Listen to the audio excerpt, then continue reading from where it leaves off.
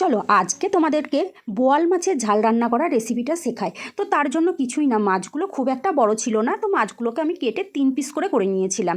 তারপর ভালো করে ধুয়ে প্রথমে পরিষ্কার করে নিয়েছি, আর ধোয়ার সময় একটু লেবু জল দিয়ে ভালো করে ধুয়ে নিয়েছিলাম। এরপর দেখতেই পাচ্ছ মাছের মধ্যে দিয়ে দিচ্ছি হলুদ, লবণ, সরিষার তেল আর ওই 1 ফালি মতন লেবু দিয়ে ভালো করে মাখিয়ে 10 থেকে 15 মিনিট ম্যারিনেশন করে রেখে দাও। তারপর 10-15 মিনিট পর এসে কড়াইয়ে সরিষার তেল বসিয়ে দাও, আর তেলটা যখন গরম হবে তখন লাল লাল করে ভেজে তুলে নাও। একটু অন্য কাজে ব্যস্ত ছিলাম, তাই আমার বরই মাছগুলো সব ভেজে দিয়েছে, তোমরাই দেখো। বাবা দিয়ে পুরো পিছিয়ে গেল। দাও বাবা একটা দুম ফাটছে। কত দূর থেকে ক্যামেরা করছি, গাড়ি হাতে তেল ঘুরতে পড়ে গেছে, কাছ থেকে ক্যামেরা করতে যায়।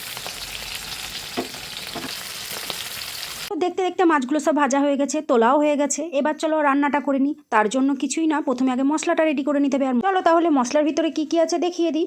প্রথমে আমি 2টো পেঁয়াজ নিয়েছিলাম, আর পেঁয়াজগুলোকে ভালো করে মিক্সিং জারে বেটে নিয়েছি।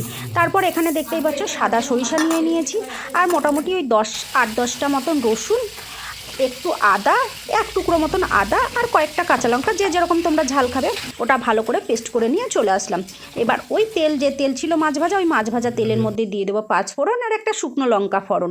তারপরে দিয়ে দেবো ওই পেঁয়াজ বাটাটা দিয়ে ভালো করে কষিয়ে নেব। যতক্ষণ না ভালো করে কষানো হবে ততক্ষণ কষিয়ে নিতে হবে। তারপরে যখন পেঁয়াজটা ভালো করে কষানো হয়ে যাবে, তখন যে মশলার পেস্টটা করে নিয়ে আসলাম সর্ষের, ওই পেস্টটাও দিয়ে দেবো। এবার পেস্টটা দিয়ে ভালো করে একটু কষিয়ে নেব। আর এদিকে ততক্ষণ আমি দুখানা টমেটোও পেস্ট করে নিয়ে চলে আসব। তো টমেটোটা পেস্ট করে নিয়ে এসে দিয়ে দিচ্ছি আমি এখানে স্বাদ মতন লবণ, স্বাদ মতন চিনি, পরিমাণ মতন হলুদ দিয়ে দেখতেই পাচ্ছ মশলাটা কষানো হয়ে গেছে। তারপরে যে দুটো টমেটো পেস্ট করে নিয়ে চলে আসলাম, টমেটোটাও দিয়ে দিলাম। এবার মশলাটা ভালো করে কষাতে হবে যতক্ষণ না তেল ছাড়ছে, কারণ টমেটোর কাঁচা গন্ধটা যেন চলে যায়। তো যতক্ষণ ভালো করে কষানো হচ্ছে কষিয়ে নিই। তারপরে যখন কষানো হয়ে গেল তখন দিয়ে দিলাম জল। যেরকম তোমরা গ্রেভিটা খাবে সেরকম অনুযায়ী জল দিয়ে দিবে। আমি খুব একটা ঝোল খাইনি, ওই জন্য আমি বেশি জল দিইনি। তোমরা যেরকম ঝোল খাবে সেরকম জল দেবে। পরে দেখতেই পাচ্ছ মশলার ঝোলটা যখন একটু ফুটে এসেছে, তখন মাছ ভাজাগুলো দিয়ে দিলাম। এবার দিয়ে ঢেকে রাখতে হবে, ওই 5-7 মিনিট ঢেকে রান্না করতে হবে। তারপরে দেখতেই পাচ্ছ খুলে কতটা সুন্দর লাগছে উপর থেকে দেখে।